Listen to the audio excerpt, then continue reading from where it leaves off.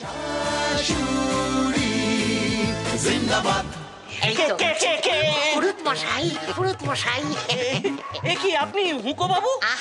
হুঁকো নয়, ইকো। ঠিক আছে, কিন্তু আমায় কেন?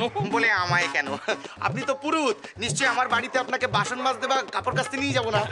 ঠিক আছে, কিন্তু তার জন্য তো বাজারে এত পুরোহিত আছে, আমাকেই কেন? আপনি হচ্ছেন কি আমাদের হোম পুরুত, পুরুত মানে কুলপুরোহিত। আর ওরা বোধহয় আস্ত থাকতে দেবে না। কে?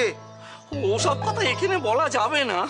ঠিক আছে, ম্যাডামের সামনে গিয়ে বলবেন আপনাকে আস্ত কিংবা ভাঙা যে কোনো অবস্থাতেই ম্যাডামের কাছে নিয়ে যাওয়ার অর্ডার আমাদের উপরে দেওয়া হয়েছে। আস্ত যেতে চাইলে গাড়িতে বসিয়ে নিয়ে যাব, আর না যেতে চাইলে ভেঙে চুরে ফল্ট করে নিয়ে যাব। আর যদি কোনোদিন ওই ঘোষবাড়ির দিকে একবারও তাকিয়েছো, কাল সকালে তোমার বউয়ের হাতে না হব্বিসি বাজারটা ধরিয়ে দিয়ে আসবে। রামেও মারবে, রাবণেও মারবে। চলুন। ঠাকুরমশাই, বাংলায় বুঝতে কষ্ট হচ্ছে না, হিন্দি চলবে? পিটাই কথাটার মানে বুঝতে পারছেন? আবার পিটাই? এই তো কথা বলেছেন। ওই পিটাই নয় তো মিঠাই। কিন্তু আপনি আবার পিঠাই বললেন কেন? আগে খেয়েছেন নাকি ওই বস্তুটা? তাহলে খুলেই বলি মা। আমি মা নই, ওদিকে মা। হ্যাঁ মা, আসলে মা আপনাদের দেখা পাত্রের কুষ্টিটা যেদিন দেখতে আসবো সেদিন তো আপনার পিসমশাই মারা গেলেন। আমার পিসমশাইকে তো আমি কোনোদিন দেখিনি। মানে? সেদিন আমি পথে তোলতাই হয়ে যাই, কিডন্যাপড। আগে হ্যাঁ, ওরা আমাকে ধরে নিয়ে গিয়ে একটা ঘরে ময়দার মতন চটকায়, হাত পা বেঁধে ফেলে রাখে। ওরাই তো আমাকে ভয় দেখিয়ে বললো, আর যদি কোনোদিন ওই ঘোষবাড়ির দিকে একবারও তাকিয়েছো, কাল সকালে তোমার বউয়ের হাতে না হব্বিসি বাজারটা ধরিয়ে দিয়ে আসবে। কার এত বড় সাহস? আর সেটা করলোই বা কেন? শুনুন, আপনার কোনো ভয় নেই। ব্যাস, স্বয়ং মহাকালী বলে দিয়েছেন আপনার কোনো ভয় নেই। তোমার ভয় তোমার হাত থেকে বেঁচে স্বর্গে গিয়ে একটু মেনকা রম্বা দেখছে। ও তো গলা নয় সাইরেন স্বর্গেও পৌঁছে যাচ্ছে, আর পিছে মশাই আঁতকে উঠছে। বলি তোর বিয়ে হচ্ছে, তবু একটুও বদলালি না। পাগল, আমি কার ভাইপো দেখতে হবে তো। আগামার্কা পিসির আগামার্কা ভাইপো, ছবি ও সই মিলিয়ে নিন। ওরে, সকাল থেকে 6 বার চান করেছি, এই নিয়ে 7 বার। মানুষ, তুই তো আর সেই কচি খোকানোস। আরে এটা মামার বিয়ে, কোথায় এটাই তো সুযোগ একটা গার্লফ্রেন্ড তোলার। তা না। কিন্তু সিস্টার, আমার তো গার্লফ্রেন্ড তোলা আছে অনেক দিন হয়ে গেল।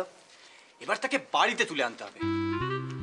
আর মামুর বিয়েটাই হচ্ছে আদর্শ অকেশন। আমি না কিচ্ছু বুঝতে পারছি না। বুঝতে পারছিস না? আসলে দিশাকে খুব সুন্দর দেখতে আর খুব কাজের, সেটা মায়ের নজরে আনতে হবে। আচ্ছা আচ্ছা আচ্ছা, কিন্তু কিভাবে? দিশাকে ছোটদির খুব কাছের বান্ধবী হিসেবে 3-4 দিনের একটা নিমন্ত্রণ দেওয়া যেতেই পারে। What an idea! যাই হোক, আমি বলছি কি, এবার দিশার সাথে আগে আমার জমিয়ে আলাপটা তো করা।